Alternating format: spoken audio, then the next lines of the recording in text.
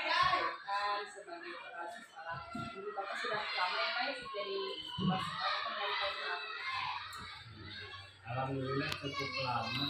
Bapak diangkat pertama kali menjadi kepala sekolah itu tahun 2007. Jadi sudah ya Sudah lama ya Pak ya. Mungkin Bapak selama menjabat terdapat kasus-kasus yang sudah ditangani gitu Pak. Baik Pak, untuk pertanyaan pertama, selama ini bagaimana Bapak dapat mengidentifikasikan kasus-kasus yang merupakan nilai yang dilihat atau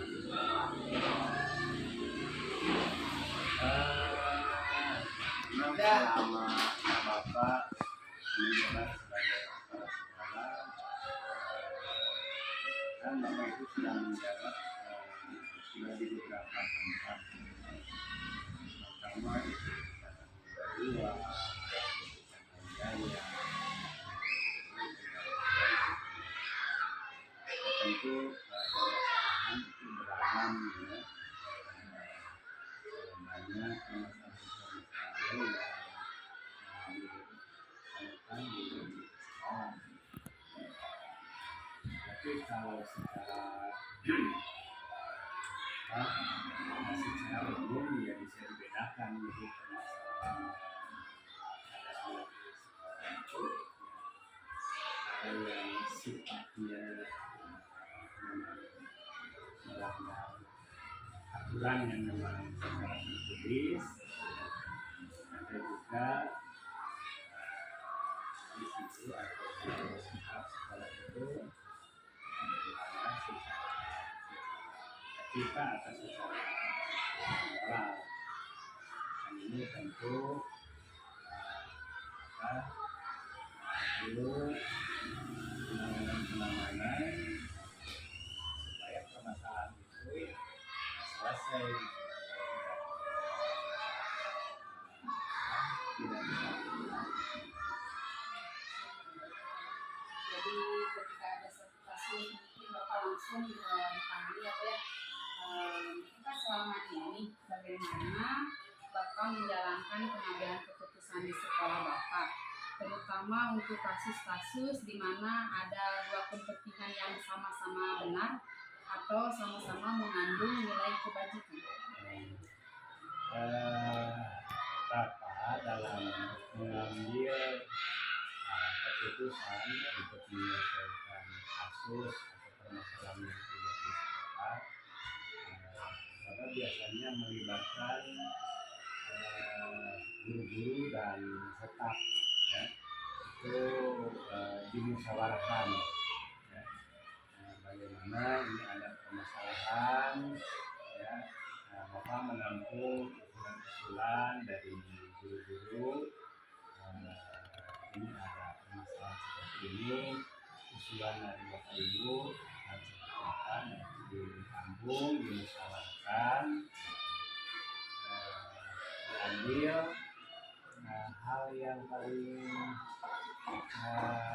baik atau hal yang paling positif. Tadi seperti ada kan misalkan ini baik, tapi kan tetap harus penyelesaian terbaiknya harus tetap yang terbaik dengan resiko yang paling kecil. Begitu ya. Sudah memikirkan dengan melibatkan seluruh staf ya Pak ya untuk pengambilan keputusan. Lalu langkah-langkah atau prosedur seperti apa yang biasa Bapak lakukan seperti selama ini? Ya tentu sebelum pengambilan keputusan itu tentu Bapak mencari apa penyebabnya dulu ya, dan itu termasuk kategori masalahnya apa. Nah, biasanya Bapak menggunakan beberapa prinsip gitu dalam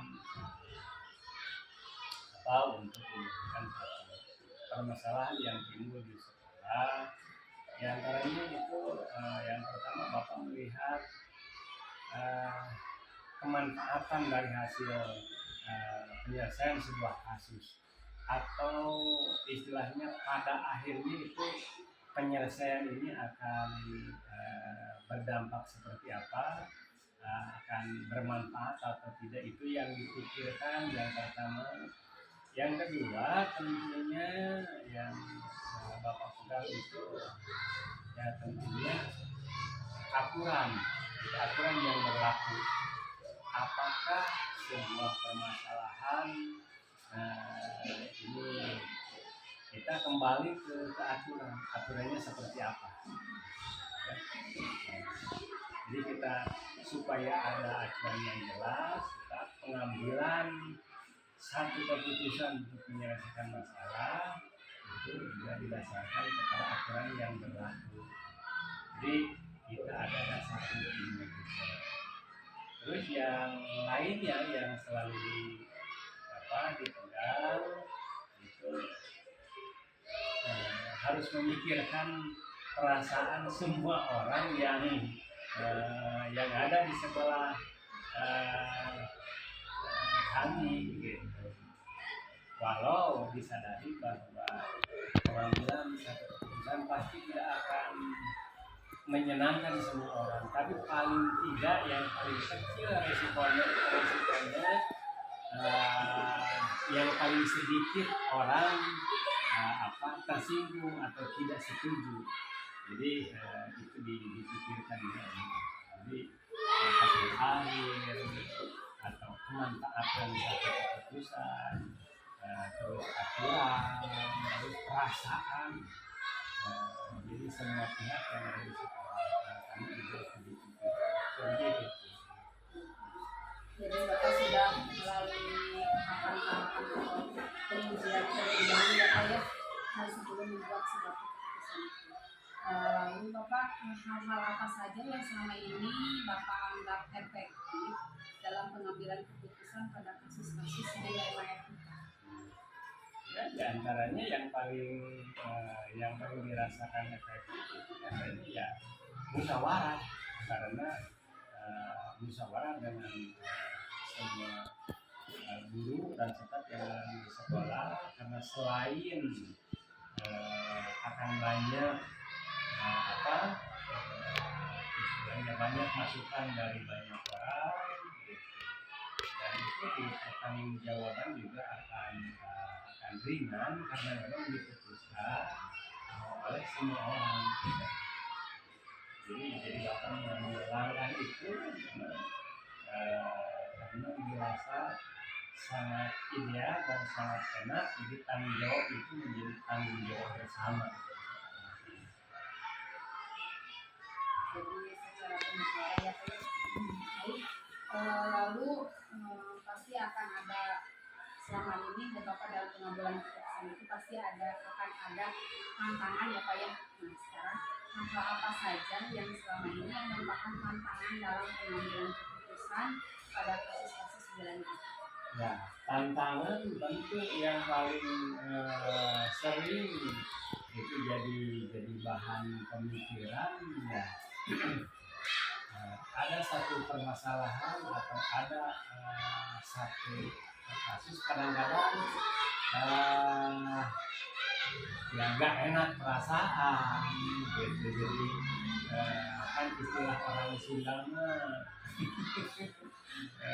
walau sudah betul nyata salah, kalau salah tidak sesuai dengan etika, dengan aturan, tapi itu untuk ya kadang-kadang kita masih ada perasaan ya gimana lah gitu. Itu terutama tantangannya gitu. Tantangannya sering dirasakan dalam satu penyelesaian, apalagi yang berhadapan itu antara orang dengan orang gitu. Jadi perasaan ya Pak ya, jadi perasaan kita dalam kadang-kadang jadi tantangannya itu kadang-kadang aturan bisa jadi kebijakan gitu ya.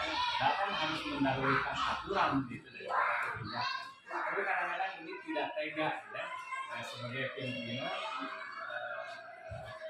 itu kan itu jadi itu salah juga karena akan berdampak dari kinerja atau penyelesaian masalah itu sendiri.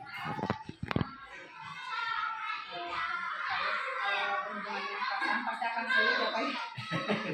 Ya, Cukup sulit menjelaskan ini. Hanya karena memang ya kadang-kadang untuk menyelesaikan sesuai dengan aturan kadang-kadang kita dikatakan tidak berpasangan, tidak. mati ya Pak.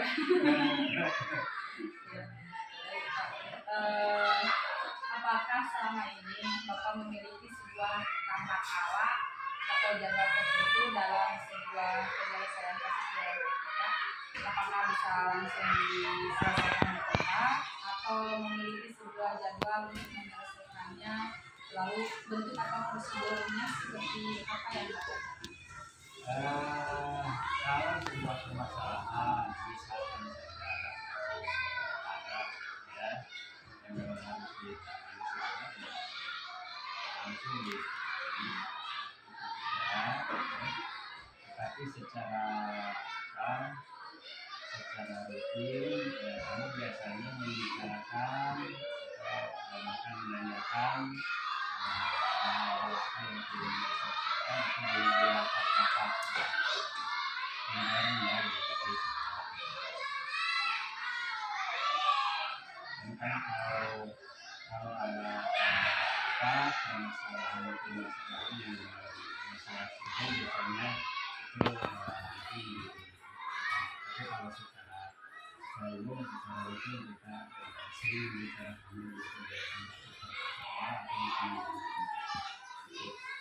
Berarti memang sudah ada jadwalnya ya Pak ya, kalau memang dilakukan memang situasi apa ya Pak.